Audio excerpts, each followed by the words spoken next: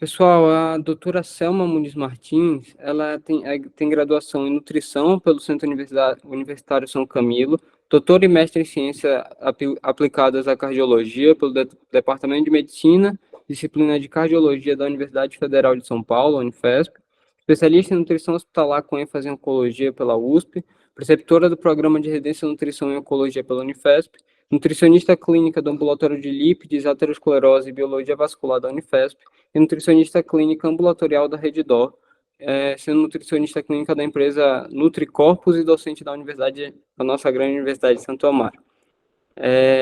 O Dr. Sandro é graduado em farmácia bioquímica pela Universidade Bandeirantes de São Paulo e é com licenciatura em química pela Unip. Especialista em farmacologia clínica pela Universidade Católica de Santos, especialista em docência de ensino superior pela Universidade Anhanguera de São Paulo, especialista em saúde pública com ênfase em infecções relacionadas à assistência de saúde, especialista em farmácia clínica e em antibiótico terapia pelo Centro Universitário.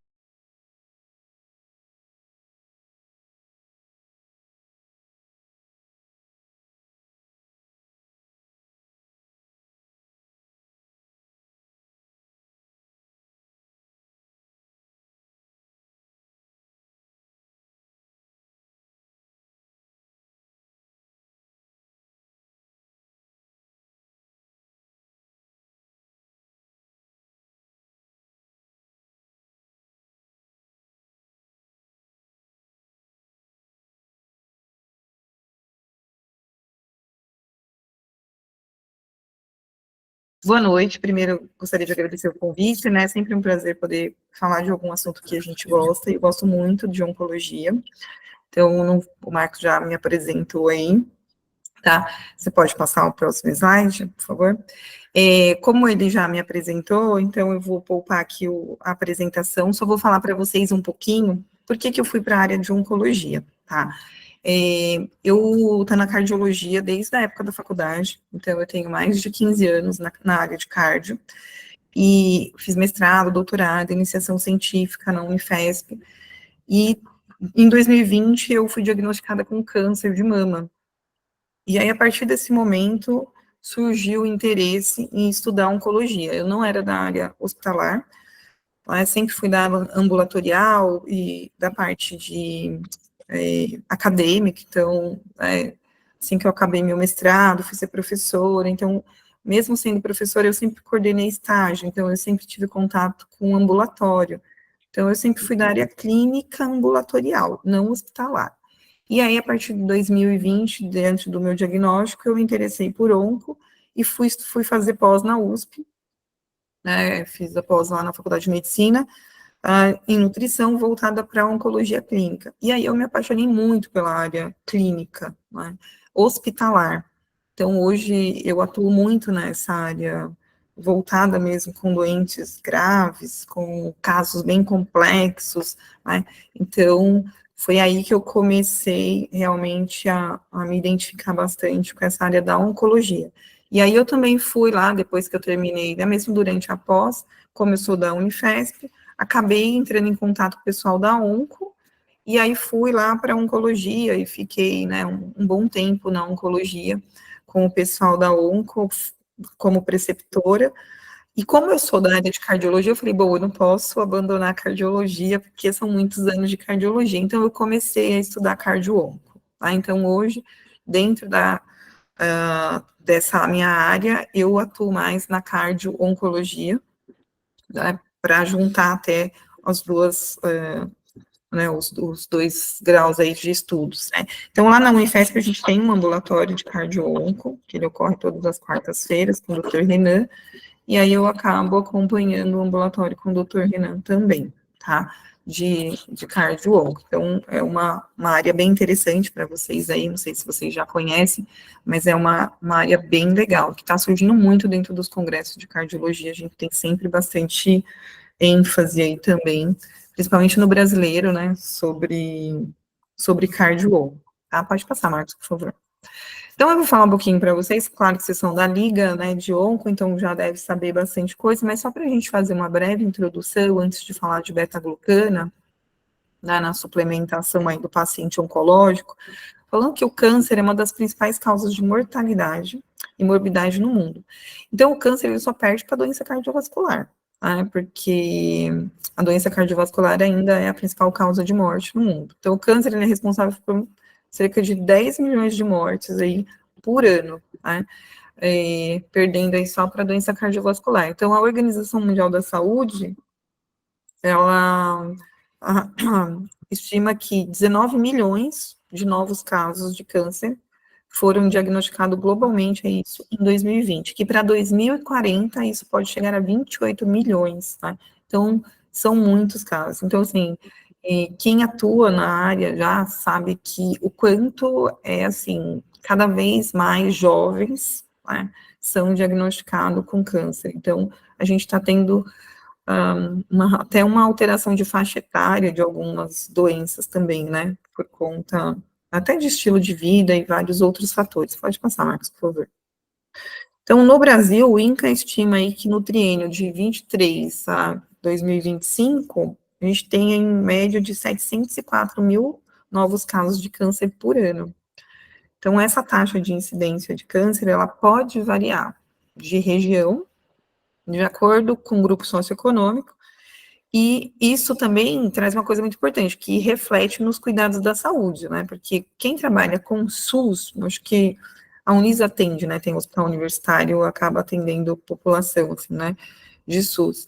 A gente sabe o quanto varia, e quem é de outro estado também, e está em São Paulo para estudar, sabe o quanto a gente tem uma diversidade de atendimento também, de acesso ao cuidado, dependendo da região do Brasil em que a pessoa se encontra, tá?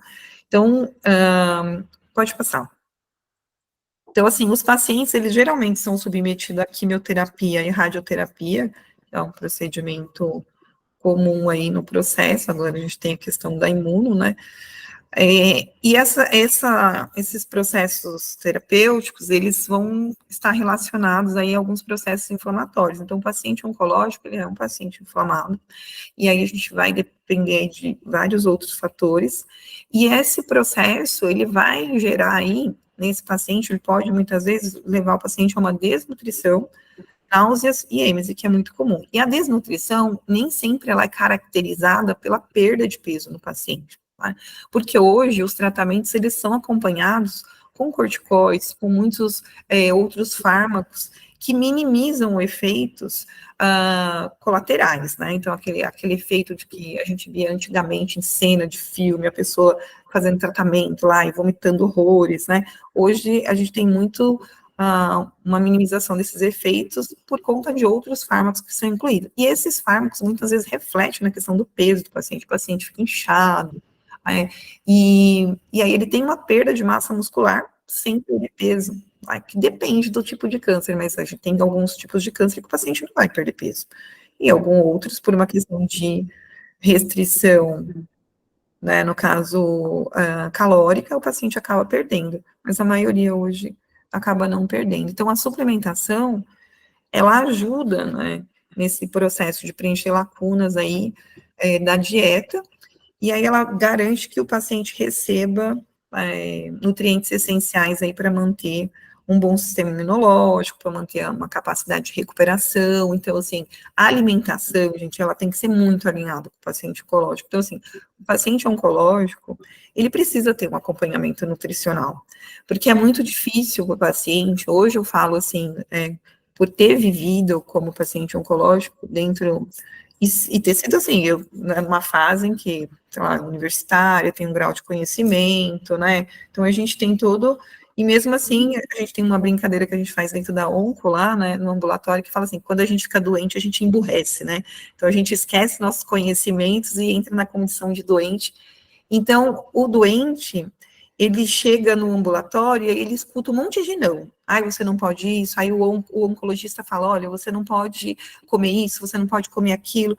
E aí o paciente fica muito perdido. E muitas vezes ele faz escolhas inadequadas por conta desses nãos que ele escuta. E aí isso gera uma perda muscular, principalmente até por conta do próprio fármaco que os fármacos que contribuem para isso. Então, a quimioterapia, ela acaba potencializando essa questão da perda de massa muscular, né? Então, os suplementos à base de proteína, vitaminas, minerais, eles podem ser úteis para prevenir essas deficiências nutricionais. E também para ajudar aí, né, na questão da manutenção e da integridade mesmo do corpo durante todo esse estresse que vai tá ocorrendo aí. Então, a gente tem a questão do estresse físico e emocional do paciente, né? Então, tem esse estresse metabólico também que vai ocorrer aí nesse processo, e aí esse indivíduo, ele vai estar com um sistema imunológico como um todo, bem mais aí, né, atuando aí de maneira geral. Pode passar, por favor. Então, no caso aqui, como o assunto, né, proposto é a beta-glucano, né, eu trouxe essa questão da suplementação para vocês, até para entender um pouquinho que a nutrição, ela atua como, né? Eu vou falar para vocês aqui da beta-glucana, mas eu vou falar do meu peixe aqui, né, que é sou nutricionista, então, vendo essa área. Ela é importante, tá? Então, a suplementação de beta-glucana, ela é bem elucidada na literatura, então, não sei se algum de vocês já chegou a ler alguma coisa, mas a gente tem muitos artigos, muitos papers falando sobre a ação do beta-glucano no paciente oncológico, e tem, assim, papers maravilhosos, com descrições, assim, muito boas, né, sobre a atuação da beta-glucana. Então, a gente tem muito artigo, muita descrição mesmo de bioquímica de base, né, de biologia molecular e celular, bem da base mesmo da biologia, explicando o mecanismo de ação do beta-glucano no sistema imunológico. Então, essa beta-glucano, ela vai atuar no sistema imunológico? E como que ela vai ajudar esse paciente oncológico, né? Como que isso atua? Pode mudar, por favor, Marcos. Então, a suplementação, a beta-glucana, na verdade, ela é o quê? Ela é um componente da dieta e ela tem vários efeitos positivos aí para a saúde, tá? E quando a gente fala de beta-glucano, a gente tem que entender que existem diferentes tipos, né, de ligações glicosídicas nesses beta-glucano. Então, a gente tem o beta-glucano que eu trouxe aqui para vocês, que é o beta-1,3, 1,4 e 1,6, tá? E isso é um arranjo ramificado e não ramificado, tá? Que vai variar de acordo com o tipo de onde vem essa beta-glucano. Então, é isso que a gente vai discutir um pouquinho aqui para que vocês possam entender qual é o arranjo glicosídico, assim, qual é o tipo de estrutura de beta-glucana que realmente vai atuar positivamente aí no sistema imunológico. Então, os beta-glucanos, eles são bem descritos também na cardiologia, inclusive eu participei até de alguns artigos com questão de trabalhos aí também com beta-glucana, e essa beta-glucana, ela vai atuar tanto na doença cardiovascular, como no sistema imunológico, na cicatrização de ferida, tá? E também em atividade antimicrobiana. Por que que ela vai fazer isso? Aí nós vamos falar um pouquinho. Pode mudar, Marcos. Essas diversas atividades, elas são atribuídas às propriedades físicas, né, do beta-glucano. Então, essa questão da solubilidade em água, da viscosidade, ela promove uma gelificação, né, então ela traz um pouco de aquela consistência de meleca, né, que a gente fala. Tanto que ela é usada isoladamente, o beta-glucano, em indústrias alimentícias, para dar o quê? Consistência, viscosidade em alguns alimentos, né? E esse ponto de gelificação mesmo, para trazer ali uma textura, né, para o alimento, é usado a beta-glucana na indústria alimentícia. Então, eles são conhecidos por apresentarem aí um forte estimulante do sistema imunológico e mitigarem aí a questão de cânceres, né? Vão atuar num padrão molecular, então está associado diretamente ao patógeno para inibir reações, né, suscetíveis de hospedeiro, e essas beta-glucanas, elas vão estar atuando nas células dendríticas, né, e nos macrófagos. Então, essas células, elas são consideradas células-alvos primárias do beta-glucano. É onde o beta-glucano vai fazer a ligação ali. Então, ele vai procurar essas células dendríticas para poder fazer essa ligação, né? E acabar aí estimulando, né, também os neutrófilos, né, as células B, T e as células natural killer. Então, quando você tem a ação do beta-glucano, é muito fantástico estudar o beta-glucano, porque ele, assim, é encantador na questão de toda a cascata que ele estimula do sistema imunológico. Tá? Pode passar, por gentileza. Então, qual que é o mecanismo de ação aqui desse beta-glucano? Ele vai procurar aqui se ligar na detectina, tá? De uma célula mieloide, então nessa figura aqui. Aí, a partir dessa ligação, que essa beta-glucano é ligado, ele vai ser fagocitado, e aí nesse processo de fagocitose, né, ele vai ativar as células T, CD4 e CD8, e a partir da ativação dessas células, aí eu vou ter secreções, tá, de citocinas pró-inflamatórias. Então, na minha célula CD4, aí eu vou ter aqui a produção do interferon gama, do TNF-alfa, tá? E o CD8 a gente vai estar secretando aqui as granzimas B, as perforinas, tá bom? Que vão estar levando aí à destruição, né, das células tumorais. É claro, né, gente, a gente não está falando que a beta-glucana cura o câncer, tá bom? Então, é muito importante ter esse filtro também. Mas que, associado a todo o processo de tratamento oncológico, essa beta-glucana, ela tem um efeito muito importante no sistema imunológico. Tá? Então, a ação dela no sistema imunológico é muito interessante. Tá? Pode mudar, Marcos. E aqui eu tenho uma outra figura, né? Esses papers são bem interessantes, porque eles descrevem bem o mecanismo. Que aqui eu tenho a minha detectina, e aí eu tenho aqui a estrutura da beta-glucana fazendo essa ligação, e aí aqui eu tenho o fragmento da beta-glucana dentro, né, aqui, do endossoma, e no macrófago, e aí como que essa quebra, né, então a partir do momento que ela é fagocitada, então aí eu vou ter essa diminuição da estrutura química, e a partir dessa diminuição da estrutura química, esses pequenos fragmentos, né, da beta-glucana é que vão acabar estimulando aí os meus granulócitos e liberando aí anticorpos né, monoclonal aí para atuar nessa questão da célula tumoral, tá? Então, assim, isso é bem descrito na literatura, tem muitos artigos falando como que a beta-glucana atua. Pode mudar, por favor. Aqui é só mais um exemplo mostrando a detectina, e a gente tem outros receptores também, né, o TLR26, tá bom? A gente também tem o CR3 também no macrófago, que também vão estar atuando. E aí aqui, o que tem de diferente nessa figura? Que essa beta-glucana é uma beta-glucana de levedura.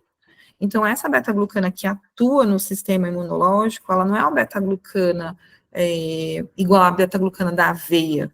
Né? A beta-glucana da levedura é que tem essa ação.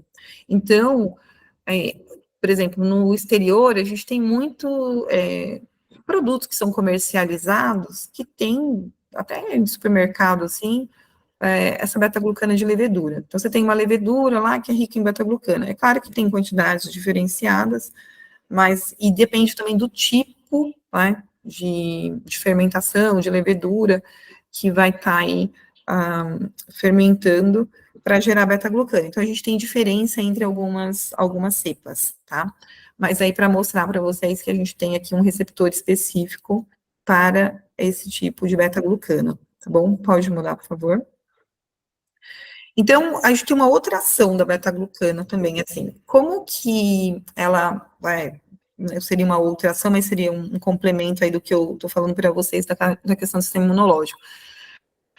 A modulação intestinal. Então, hoje, a modulação intestinal, ela é também amplamente estudada em diferentes áreas da medicina, e como e como que isso atua, tanto na área de perda de peso, quanto na questão, né, aqui, oncológica. Então, a gente tem uma relação direta entre a microbiota intestinal e o câncer, tá?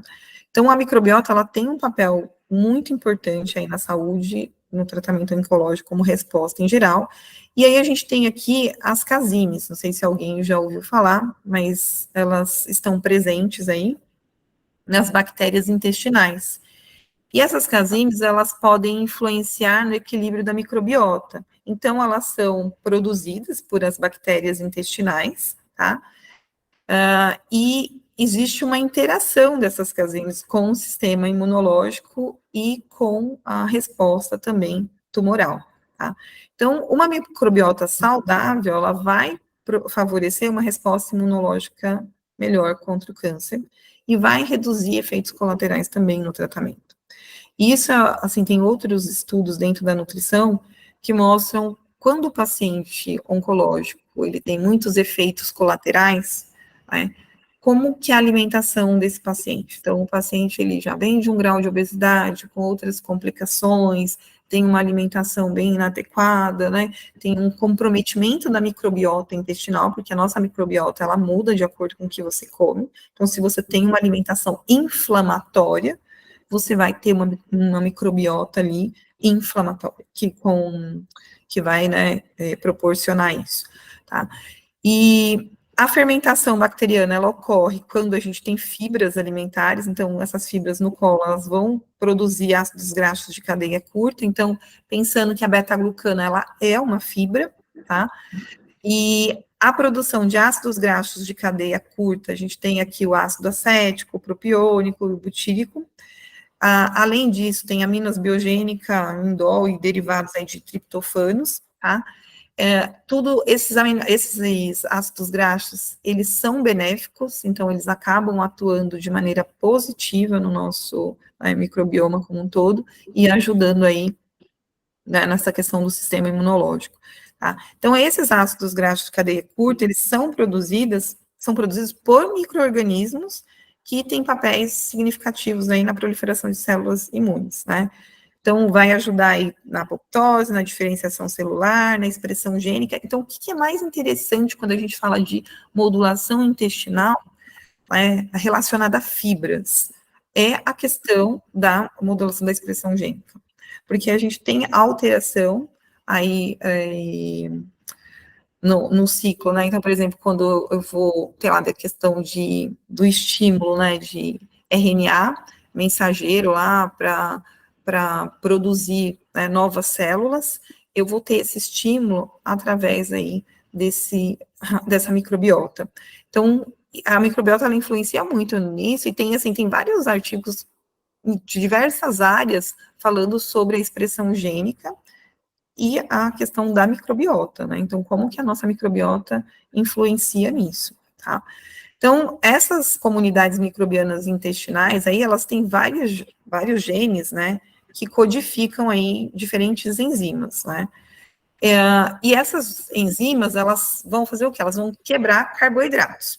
Então, quando eu tenho uma microbiota que se alimenta muito de carboidrato, eu tenho uma microbiota muito inflamada, principalmente se é de carboidrato simples. Então, eu vou ter aí uma predisposição, tá?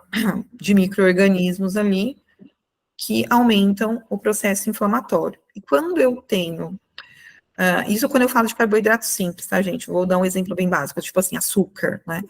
Quando eu falo de carboidratos ricos em fibras, eu já mudo esse processo, né? Um outro tipo de carboidrato que é bem estudado hoje é a biomassa da banana verde, que também proporciona uma modulação intestinal, assim como o psyllium também, tá? E traz aí benefícios nesse processo de modulação, tá? Pode passar, por favor, Marcos. Então, quando a gente fala de carboidratos, de quebra de carboidratos por micro-organismos ali na modulação intestinal, a gente tem essas enzimas, que são as casines, né, que a gente fala, que são enzimas que são ativas, né, na quebra de carboidratos. Só que essas enzimas, elas são especializadas, né, tipo assim, em processar carboidratos e polissacarídeos. Então, elas têm um papel aí biológico muito importante. Então, quando a gente tem ali uma quantidade de carboidratos ricos em fibras, eu tenho uma liberação, eu tenho uma maior produção dessas casinhas aí, tá? Então, no contexto dos pacientes oncológicos, alguns estudos mostram que você ter essas casinhas, né, elas têm implicações significativas no tratamento aí do câncer, por quê? Porque elas modulam a microbiota intestinal, fazendo com que você tenha aí um efeito positivo, né, diminuindo substâncias que são inflamatórias, tá? Então, elas têm aqui um impacto em pacientes, porque envolve também uma questão do microambiente tumoral, tá? Então, em tumores sólidos, muitas vezes a gente tem um ambiente que é rico em polissacarídeos, como, né, o ácido hialurônico e também outras substâncias aí que estão presentes na matriz celular, e aí essas estruturas, elas vão afetar aí a progressão do câncer, tá?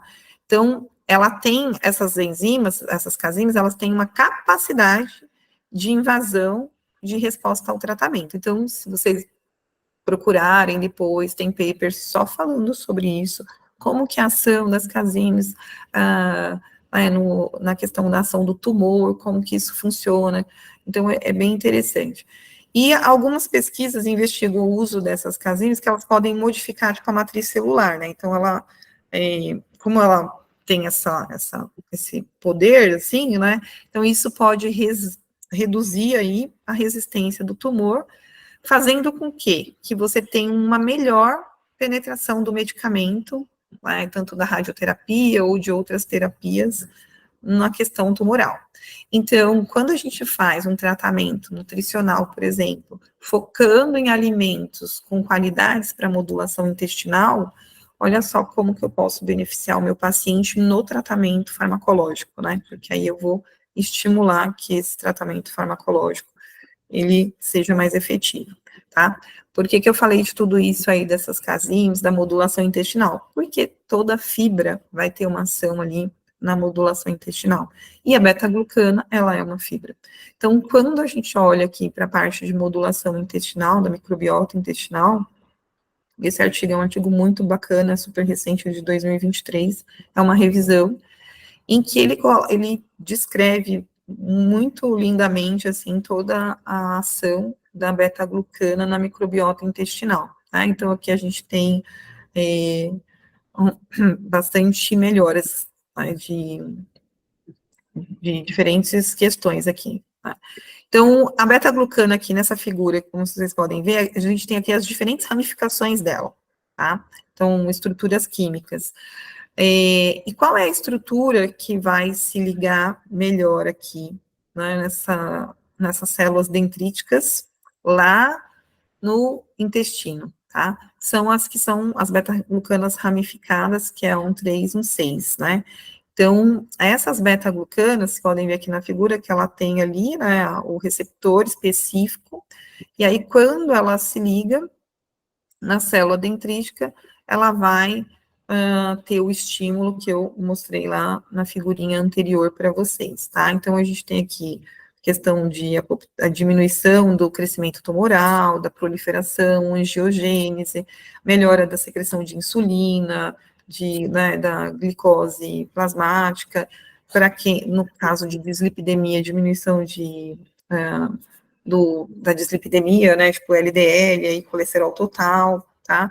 A gente também tem uma questão de redução de espécies reativas de oxigênio, então a gente tem menor oxidação por uso das beta-glucanas, então as beta-glucanas, elas são, assim, muito boas aqui, né? E uma questão importante, pensando na microbiota, é a ação probiótica da beta-glucana, né? Porque ela atua como um probiótico, e todo probiótico, ele tem aí uma questão anti-inflamatória, né? Um efeito anti-inflamatório. Pode passar, por favor. Aqui só a nível molecular, para que a gente possa ver como que é a resposta, né, de uma infecção, de um fungo, e a questão da ação da beta-glucana, Então, a gente tem aqui no fator de transcrição, então a beta-glucana, ela vai ativar o fator de transcrição para estar produzindo aí, né, um gene que expresse aí essa questão das citocinas inflamatórias e a produção aí, trazendo aí a questão da proteção também, tá? Então, o que é interessante avaliar no sistema, quando a gente fala em biologia molecular, nessa parte molecular mesmo, é que ela tem essa ação no fator de transcrição. Então, ela gera aí, dentro de um efeito cascata, esse estímulo de sinalização de ativação de um fator de transcrição, tá? Pode passar, por favor.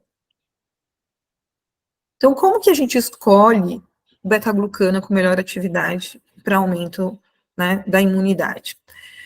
Então, o beta-glucano, aqui a gente tem, né, o beta-glucano que vem de uma bactéria, esse cardium é uma substância bem específica que não tem no Brasil, tá? Vende em pó, mas é estrangeiro, que ela forma a beta-glucana linear, que é a 1,3. Quando eu falo de cereal, que é a aveia, por exemplo, tá?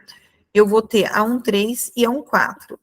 Então, os estudos mostram que ela é mais benéfica para o quê? Para o coração, essa 1,3 e 1,4. Quando eu falo da beta-glucana do fungo, tá? Eu vou ter aqui cadeias curtas de beta 1,6 e 1,3, que elas fortalecem o sistema imunológico, mas não tanto quanto as leveduras, tá? Então, as fermentadas, que acontecem por meio de fermentação, são as beta-glucanas longas, 1,6 e 1,3, que vão atuar no sistema imunológico, potencializando mais essa questão, ativando mais essa questão de proteção.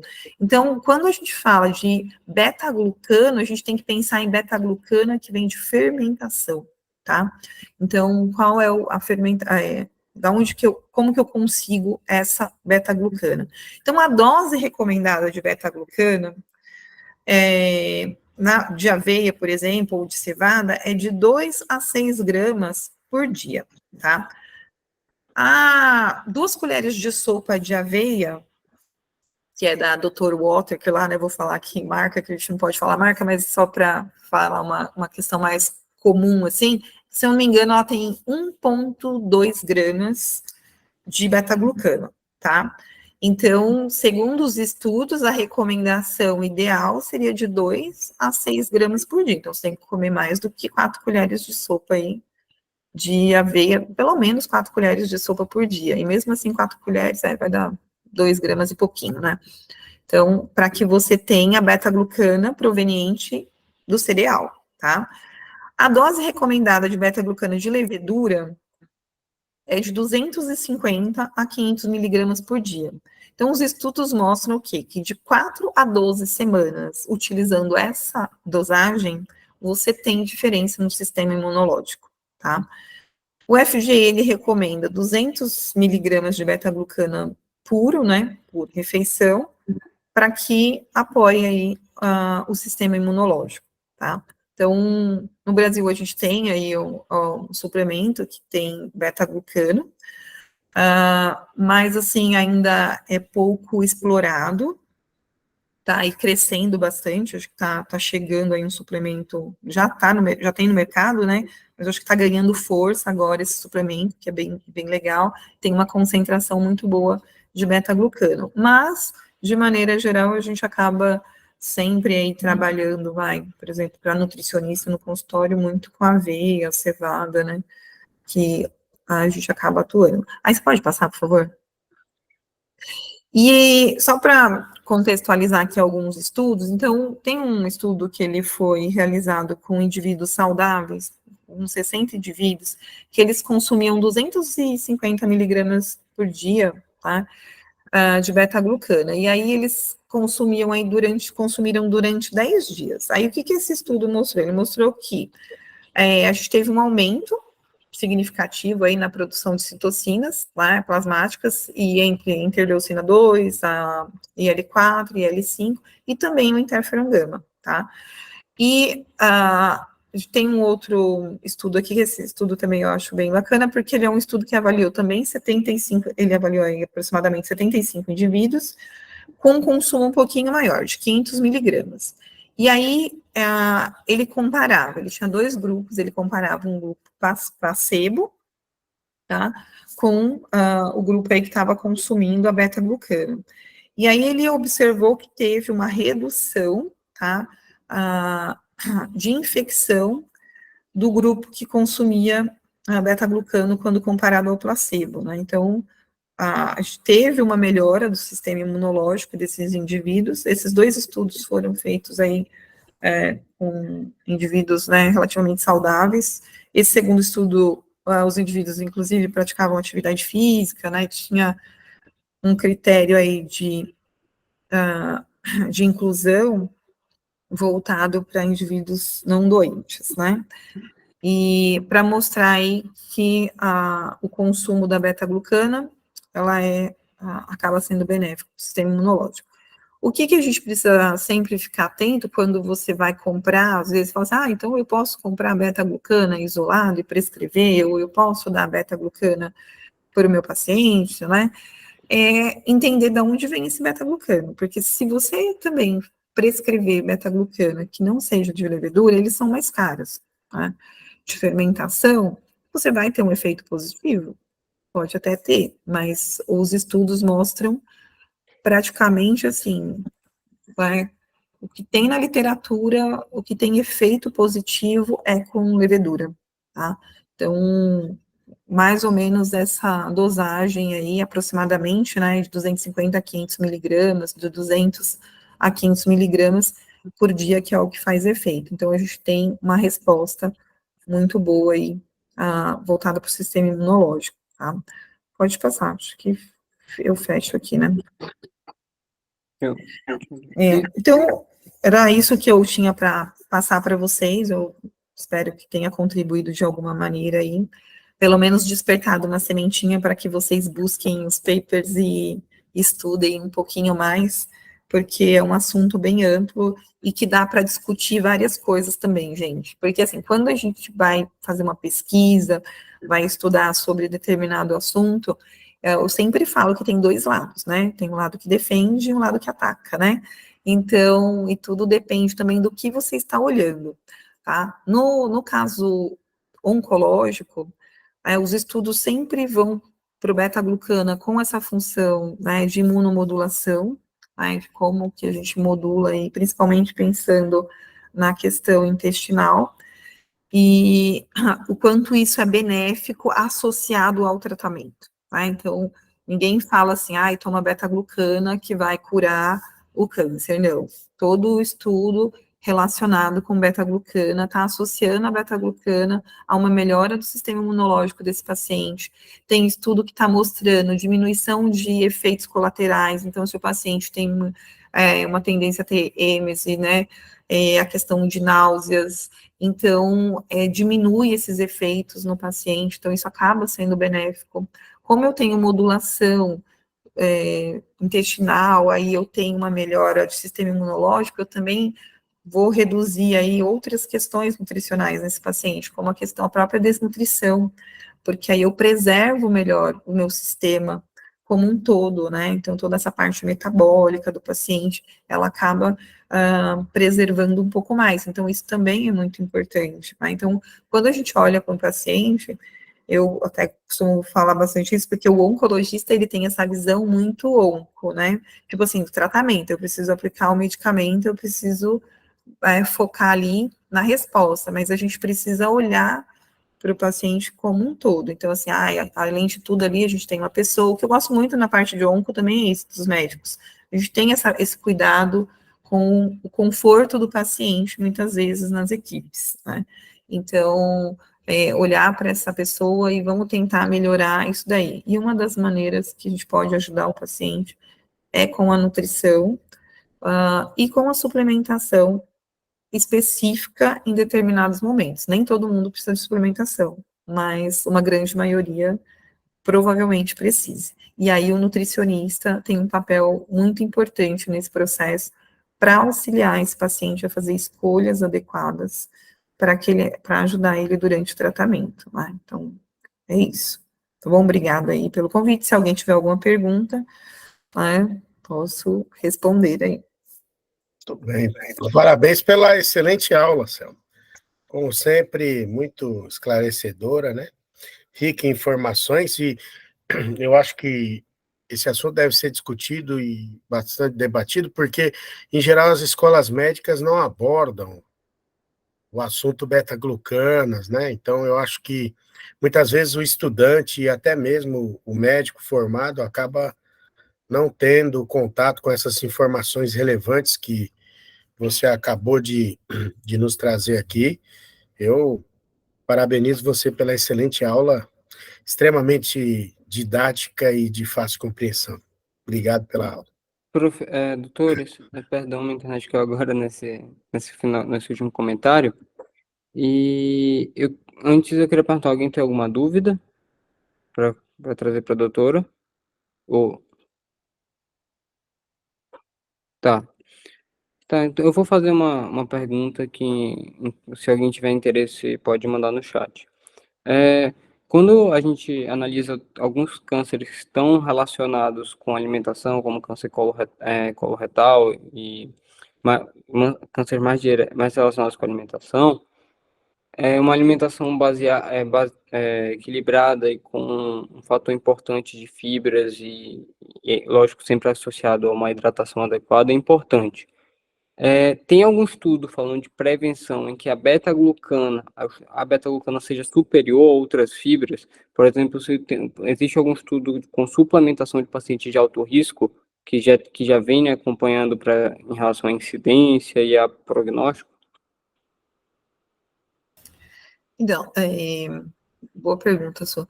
Os estudos, né, eles mostram assim, a questão da beta-glucana atuar no sistema imunológico, não só relacionada à questão, né, porque você trouxe essa questão do câncer de colo, no câncer intestinal, mas de maneira geral no sistema do tratamento oncológico, tá? Quando a gente fala assim, ela é melhor do que outras fibras, né? Sim, porque ela atua diretamente, aí como a gente pode ver, ela atua na questão de um estímulo de fator de transcrição, de modulação genética, tá? Então, quando a gente vai para a biologia molecular, a gente tem a ação dessa beta-glucana diretamente, tá, nessa parte relacionada à parte de genes. Diferente das outras fibras que acabam atuando como só na parte mesmo ali de trânsito, né, intestinal, estimulando ali peristaltismo, né, estaria mais relacionada à questão de bactérias mesmo intestinais, modulação de cepas bacterianas, né, então, nessa parte intestinal. Então, a beta-glucana, ela tem esse diferencial, né, porque ela acaba atuando no sistema imunológico como fator, assim, ativando o fator de transcrição, né, então ela é diferente, tá? Não sei se eu respondi a sua pergunta, Marcos, se Entendi. foi mais ou menos isso mesmo. Respondeu sim. Muito obrigado. Alguém tem mais alguma dúvida ou não? Eu acredito que não. Então, tá bom. Pronunciou até agora. Então, doutores, eu gostaria de agradecer imensamente em nome da Liga de Oncologia.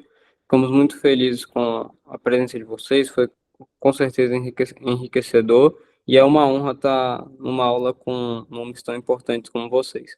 Muito obrigado. De nada, eu que agradeço pelo convite, ainda mais para aprender ainda, né? A Selma aí foi uma eu aula agradeço, sensacional. gente. Obrigado aí, Amor. Bom, obrigada, gente. É bom.